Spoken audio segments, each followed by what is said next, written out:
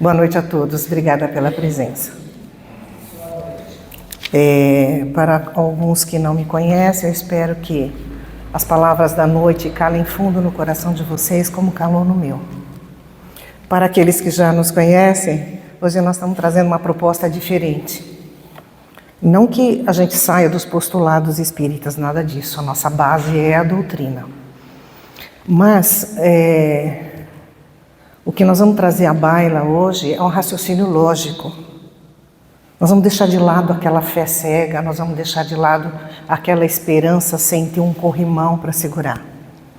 E todos nós vamos poder exercitar isso juntos nessa noite. Eu conto com a colaboração de vocês.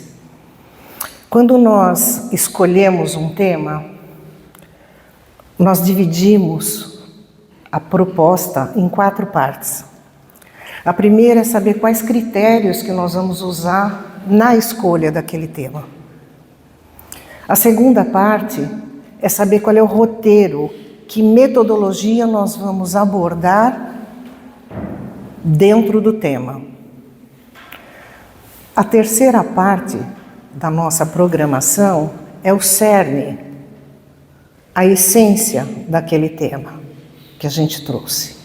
E a última parte é a mensagem que a gente deseja que cada um de vocês levem para os seus lares e para a vida de vocês. Então essa é uma proposta diferente, é uma proposta mais racional, para que cale fundo no coração, realmente. Porque quando a gente usa de bom senso, quando a gente usa de centralização do raciocínio lógico, não há desculpas. E vocês vão entender ao longo da minha fala o que eu quis dizer com desculpas. Critério. Nós usamos 2 critérios. Ele está sendo subdividido em 2. O primeiro deles é a verdade. Um palestrante, quando sobe num púlpito, fala em público, independente da quantidade de pessoas, ele tem que falar do coração. Ele tem que falar aquilo que calou fundo no coração dele. Ele tem que falar daquilo que ele se empenha para atingir, para alcançar. Ele precisa falar como modelo. Olha, eu estou tentando fazer isso. Então, é viável, é possível, façam também. Porque senão a gente vai se tornar mais um falso profeta. Vocês já ouviram aquela frase? Faça o que eu digo e não façam o que eu faço. Isso não existe mais. Como é que eu vou oferecer ao outro aquilo que eu não trago como verdade? Como não uso, não aplico na minha própria vida? Estou sendo falsa. Com quem? Comigo mesma. Então, falar com verdade, com sentimento, ele é importante. E por que eu comecei com este item de critério? Justamente em respeito a cada um dos que estão aqui. Independente se trabalhadores, estudantes, visitantes ou quem está pela primeira vez. É em respeito a vocês. Porque esta casa Caminho de Luz não tem a intenção de converter ninguém à doutrina espírita. Ninguém. O nosso propósito de todos nós, a partir do dirigente, é em nome da direção da casa, eu tomo a liberdade de dizer que cada um de nós que sobe aqui tenta transmitir para vocês que todos nós estamos no mesmo caminho, que todos nós temos o mesmo objetivo, que passamos pelas mesmas dores, que temos os mesmos problemas, momentos diferentes, faixa etária diferente, situação diferente, mas estamos juntos. Estamos todos juntos, porque a doutrina dos espíritos é uma doutrina da vida. Da vida de quem? Da Cláudia, do Ari, do vizinho, do amigo, do outro? Não, é da minha. É uma doutrina da minha vida, que vai me ensinar a olhar para mim mesma, introspectar, me descobrir. Esse é o primeiro critério. O segundo critério, nós dividimos em 2, para nós palestrantes, nós precisamos fazer uma leitura de qual é o propósito da casa. O propósito da direção é estudos, um Centro de Estudos Espíritas Caminho de Luz. Roberto acabou de falar. Para quê? Para a gente abrir um pouco mais a mente e ver a própria vida de outra forma. Mas o fundamental é nós percebermos, fazer a leitura do propósito da equipe espiritual que dirige a casa. O que a equipe espiritual que dirige a casa neste mês está tentando passar como recado? Nossa, como é que a gente vai saber isso? Fazendo a leitura. Vocês querem um exemplo? Primeira semana desse mês de junho foi o Chan que fez a palestra. Ele veio falar de Paulo de Tarso, do momento da conversão dele, e deixou como mensagem, na fala dele, que nós somos chamados, que nós somos convidados. Se nós prestarmos atenção, sempre teremos um convite. Ele vem das mais diversas formas.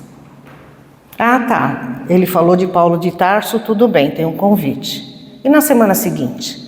Na semana seguinte veio a Dirce. Sabe o que ela falou aqui em cima? Da nossa importância aqui no mundo. De como somos importantes, o que a espiritualidade espera de nós. O que Deus espera de nós aqui no mundo. O que a gente tem que fazer? Primeiro por nós mesmos, depois pelo próximo. Porque os dois juntos a gente vai aprender a amar a Deus na essência. Faz sentido? Semana passada o Roberto falou. Ele falou sobre o quê? O despertar. Gente, o despertar. Nós temos uma centelha divina dentro de nós. Bota essa luz para fora. Tira essa candeia debaixo do alqueire. Você pode, você consegue. Vai iluminar o caminho dos outros, de um amigo, de um parente, de um vizinho. Percebam que tem um recado aí da espiritualidade. Isso é um planejamento. Isso não é coincidência. Isso é um planejamento espiritual. Porque cada um de vocês que estão sentados no banco aqui hoje e todos os outros dias estão sendo tratados à medida que passam pela porta. A espiritualidade sabe o que cada um precisa, o que cada um anseia, o que cada um espera. Nós não estamos desamparados. E para a noite de hoje, nós trouxemos como tema Conhece-te a ti mesmo, que esperamos que faça continuidade do propósito da espiritualidade, que eles possam nos intuir, nos ajudar nesse propósito. Esses são os critérios que nós escolhemos. E assim, em que momento que a gente sabe qual é a palestra que nós vamos proferir aqui? Não se preocupem com isso. Ela virá, ela acontece, ela brota, ela nasce, porque essa escolha não é nossa. Não somos nós que escolhemos, eu vou falar de Jesus. Nós somos instrumentos para que a espiritualidade, amando de Jesus, possa usar do nosso aparelho físico e vocal e transmitir a mensagem que eles querem dar. Tudo bem até aí? Vamos para a segunda fase. A segunda etapa é qual é o caminho, o trajeto, o itinerário desse raciocínio, conhece-te a ti mesmo. Porque para a gente conhecer a gente mesmo, a gente precisa de um roteiro. Precisamos ter um método, é que nem processo em linha de produção. Tem um caminho, tem um roteiro. Por onde a gente começa, Yara? Com 3 perguntas. Para nós mesmos. Primeiro, o que eu devo saber? O que eu tenho? O que eu faço com o que eu tenho? O que eu gostaria de ter? E o que é que eu vou fazer quando eu conquistar aquilo que eu gostaria de ter? Essa pergunta é individual. O que eu tenho? O que eu faço com o que eu tenho? O que eu gostaria de ter? E o que eu vou fazer quando alcançar isso? Vem a segunda pergunta: para que eu preciso saber disso? É para um bem material? Voltamos à primeira questão. O que eu tenho, o que eu faço com o que eu tenho, o que eu gostaria de ter, o que eu vou fazer depois que conseguir?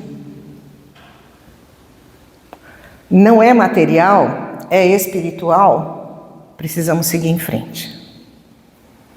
Porque a espiritualidade nos ampara quando nós temos vontade de crescermos, de melhorar o nosso sentimento, de melhorar as nossas emoções, a nossa tratativa com os nossos irmãos, ou seja, aquele que passar pelo nosso caminho. Aí sim a gente precisa fazer a próxima pergunta: de que forma que eu vou conseguir essas respostas? Numa palestra aqui na casa, no mês passado, que a nossa doce Sheila proferiu, e eu usei as palavras dela como exemplo. Coloque na mesa da sua consciência todas as suas emoções e olhe de frente para elas. Sem medo, é só você que está fazendo isso. Ninguém mais está vendo. Como assim, Yara? Vou ajudar vocês. O que é que eu gosto, mas gosto de forma incondicional? Eu chego a não me controlar de tanto que eu gosto. O que mais me seduz? Porque cada um de nós tem o que seduz, o que mais seduz. O que é que me incomoda nas outras pessoas? O que é que eu mais odeio? Mas odeio a tal ponto que chega a me tirar do eixo.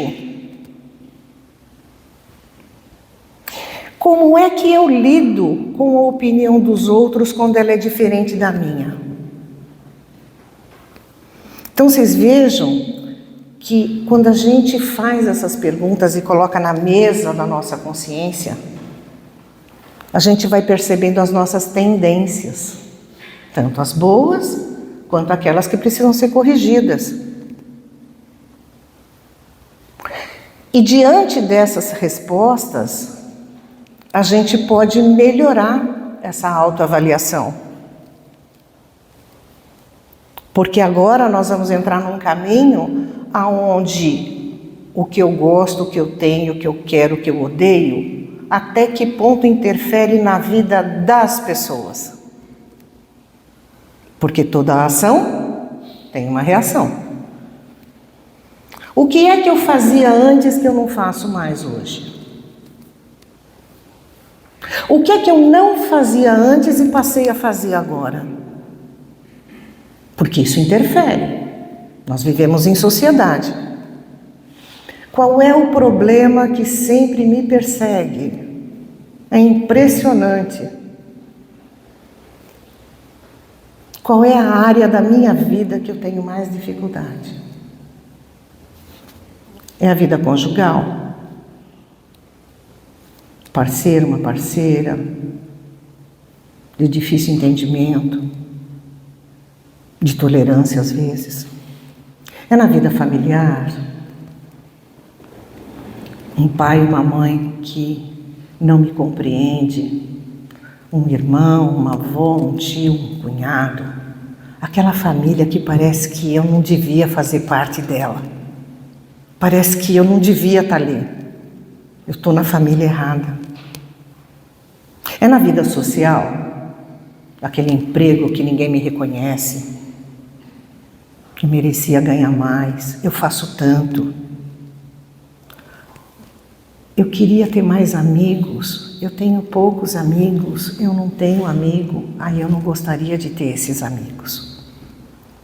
É na vida financeira, as coisas escapam pela minha mão. Eu ganho aqui, eu perco ali, eu não consigo fazer um planejamento financeiro. E vocês vejam que todas essas questões que eu coloquei à baila agora, é do nosso dia a dia. Não tem nada a ver com fé. É do nosso dia a dia. É ou não é? São os problemas que nós enfrentamos. É isso. Nós temos que ver tudo isso de frente. Muito lindo, Yara, tudo o que você falou. Muito bonito mesmo. Mas você falou embasada aonde? Numa única questão do livro dos Espíritos. Uma. Eu fiz 7 páginas aqui de palestra. Uma questão. Que é a questão 919. Allan Kardec pergunta para a espiritualidade qual é o meio mais eficaz para a gente melhorar nesta vida. Olha que pergunta bacana. Só que tem um jeitinho ali. Mais eficaz. O que ele quis dizer? Como é que eu me capacito? Qual é a forma mais simples? Por onde eu começo? Qual é o jeito mais eficiente de eu me melhorar nesta vida? Exatamente como nós falamos. Siga um processo, siga um roteiro, converse com você mesmo, se olhe de frente, coloque na mesa da sua consciência os seus problemas, as suas dificuldades, os seus medos, as suas dores, as suas decepções. Isso é um processo, isso é um caminho. Aí a espiritualidade responde assim para ele. Lá na antiguidade, um sábio já tinha dito, conhece-te a ti mesmo. Olha que resposta bonita, elegante, né? Nessa resposta, quem deu essa resposta foi Santo Agostinho. Nessa resposta, nós tiramos dela, essa resposta pequenininha, a primeira lição de humildade. Ele não falou, não, eu estou dizendo que você deve conhecer a você mesmo. Não. Lá já disseram, há 2.500 anos atrás, no templo de Delfos. Não fui eu que disse. Primeiro exercício da humildade. Um espírito da escola de Santo Agostinho. Né? Resposta sucinta ele deu, né? Kardec, não satisfeito, falou, eu vou fazer a mesma pergunta, só que de forma diferente. Aí ele faz a 919A. Ele diz assim, mas qual é o meio de conseguir isso? Ou seja, qual é o caminho? E Santo Agostinho dá a segunda lição de humildade na resposta. Ele fala, olha, eu não tenho a resposta pronta, que é diferente da gente, né? Shirley, o que eu devo fazer em tal situação? Se eu fosse você, eu faria isso, isso, isso. Por que você não faz isso, isso, isso? Santo Agostinho não deu a resposta pronta. Mais uma lição de humildade. Ele disse assim, porque ele não deu de mão beijada, né? Ele disse assim, quando eu vivi na Terra, todas as noites, antes do descanso do corpo, eu perguntava a mim mesmo se naquele dia eu tinha magoado alguém, se naquele dia eu deixei alguém falando sozinho, se eu não fiz o bem, se eu deixei de ser compreensivo, se eu deixei de ser carinhoso. E assim eu cheguei a me reconhecer e a ver que em mim precisa de reforma. Falou, comigo deu certo, fica a dica. Mais um exercício de humildade. Ele falou o que ele faz. Ele é o exemplo. Por isso que quando a gente escolhe um tema, a gente tem que saber exatamente do que nós estamos falando, porque nós precisamos estar no contexto daquele tema. Santo Agostinho mostrou nessas palavras que a gente precisa se olhar de frente, que a gente precisa encarar as nossas atitudes, fazer uma autoavaliação mesmo, ninguém vai ver. Quem vai saber? Sou eu comigo mesma. Porque a gente não gosta que os outros saibam, né? Quando a gente erra.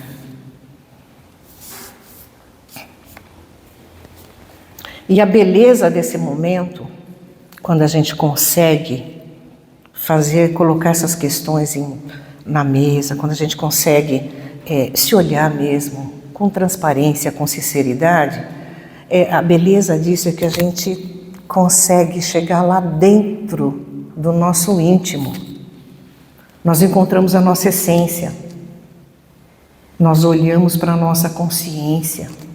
E a partir daí a gente aprende a ter controle sobre as nossas emoções e depois as nossas ações. E quando a gente tem controle, a gente tem coragem de nos transformar. Jesus tinha dito: e conhecereis a verdade, e a verdade vos libertará. A verdade dos outros a gente fica bisbilhotando, mas e a nossa? A nossa a gente camufla. Nós vivemos no desculpismo. Eu só respondi assim para ela, você viu como é que ela falou comigo? Olha, eu só fiz isso porque era meu direito. Eu estou no meu direito. A gente sempre tem uma desculpa. Todos nós, grudados ainda no amor próprio, a gente busca justificativa, a gente terceiriza o que está acontecendo ao nosso entorno para negar a nós mesmos que nós somos os responsáveis pelos nossos atos. Mas Santo Agostinho, ele sabia disso. Ele já sabia disso. E ele continua a resposta e diz assim: verifique se nesta mesma situação fosse outra pessoa fazendo o que fizeste com você. Seria bom? Seria justo? Aí está a resposta da consciência. Simples assim. E partindo já para o final, eu gostaria de fazer um bate-bola com vocês aqui. É rapidinho. É só para a gente ratificar o que foi dito. Eu separei 5 questões aqui, que o que é que cada um de vocês vem buscar na casa espírita.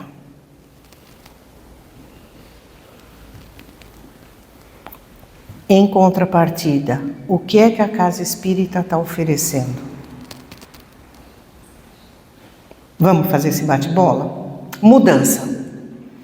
Eu queria tanto ser diferente. Nossa, eu queria mudar de vida e eu não estou me aguentando mais. O que eu faço? A casa espírita, o que ela te oferece?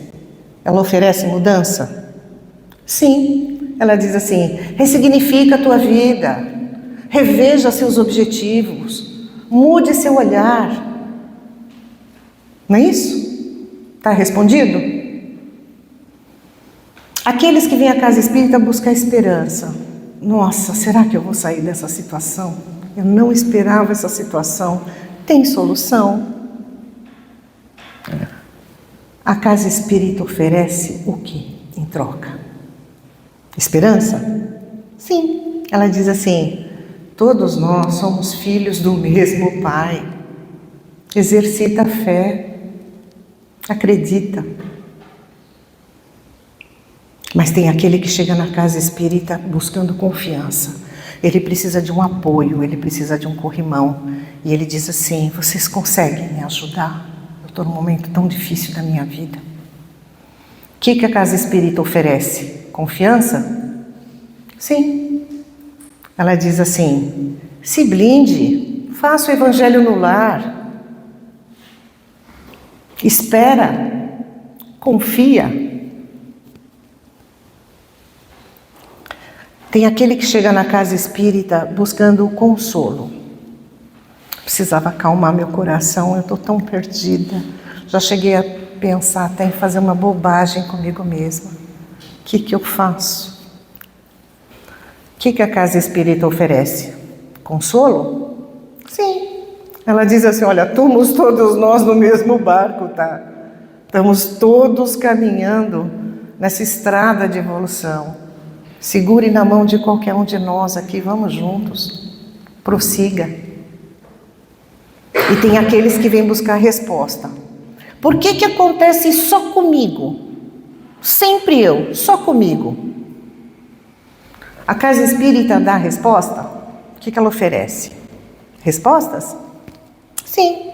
Ela diz assim: Está tudo aí dentro. Ouça a voz do seu anjo da guarda, do seu mentor, do seu guia espiritual, do seu protetor, do Espírito Santo. Está tudo aí dentro. Se conecte com o alto e espera. Confia. E todos os palestrantes, semana a semana, vêm dando em doses homeopáticas, a pedido da espiritualidade, nos intuindo para trazer esse remédio para cada um de nós. Nós estamos todos no mesmo barco. O momento pode ser diferente para cada um, mas todos nós estamos precisando de apoio, de amparo. Vamos juntos. E para fundamentar tudo isso que nós dissemos, nós trouxemos aqui algumas bases de sustentação, que não saiu da cabeça da Yara, não. Vamos começar por Jesus? Quando Jesus resumiu os 10 mandamentos em 2, o segundo, ele diz assim: amarás teu próximo como a ti mesmo. Eu pergunto, alguém ama quem não conhece? Se eu não conheço alguém, como é que eu vou amar? Mas ele disse como a si mesmo. Então eu tenho que me conhecer. Eu preciso me conhecer para me amar, para conseguir amar o próximo. Só assim eu vou estar amando a Deus, que é o primeiro dos 2 mandamentos. Faz sentido? Estamos seguindo uma linha de raciocínio lógica? Voltamos ao tema da noite. Conhece-te a ti mesmo. Ah, mas Jesus, Novo Testamento, está aqui. Está bem pertinho da nossa imagem. Eu vou buscar lá em Romanos 12, 2, no Velho Testamento. E diz assim: e não vos conformeis com este mundo, transformai-vos pela renovação do vosso entendimento, para que experimentais qual seja a boa, a agradável, a perfeita vontade de Deus. Conhece-te a ti mesmo. Ah, mas aí você está trazendo dos livros bíblicos, de todo o Pentateuco kardeciano. Quem mais disse isso? Teve um teólogo norte-americano chamado Reynold Niebuhr. Ele escreveu a Oração da Serenidade. Ela diz assim, eu peço licença para ler para vocês na íntegra. Senhor, conceda-me a serenidade para aceitar aquilo que eu não posso mudar, a coragem para mudar o que for possível e a sabedoria para saber discernir entre as duas, vivendo um dia de cada vez, apreciando um momento de cada vez, recebendo as dificuldades como um caminho para a paz, aceitando este mundo cheio de pecados como ele é, assim como Jesus fez, e não como eu gostaria que fosse, confiando que o Senhor fará tudo dar certo se eu me entregar à sua vontade, pois assim poderei ser razoavelmente feliz nessa vida e supremamente feliz na outra. Mas, como não poderia deixar de faltar, eu trouxe uma frase de Emmanuel. Emmanuel diz assim: o autoconhecimento é um processo contínuo. A gente falou em processo desde o começo, né? Não se trata de uma descoberta pontual, mas de uma jornada de autoanálise e reflexão que acompanha o indivíduo ao longo da vida. E como nós usamos para a noite o mentor do texto escolhido, que foi Santo Agostinho, eu encerro com uma frase dele: o conhecimento de si mesmo é a chave do progresso individual. Então, meus amigos, é isso. É o que nós trouxemos para a noite. Não vamos viver uma fé cega. Vamos nos conhecer sem medo. Vamos nos respeitar e vamos nos transformando um dia por vez. Ficou a dica de Santo Agostinho, o que ele fez quando ele era vivo. Pode servir para mim, pode não servir para você. Mas não tenha medo de se olhar. Estamos todos na mesma jornada. Estamos todos com uma única direção, que é a verdadeira felicidade. E ela não é deste mundo. Então, prossigamos. Muita paz a todos.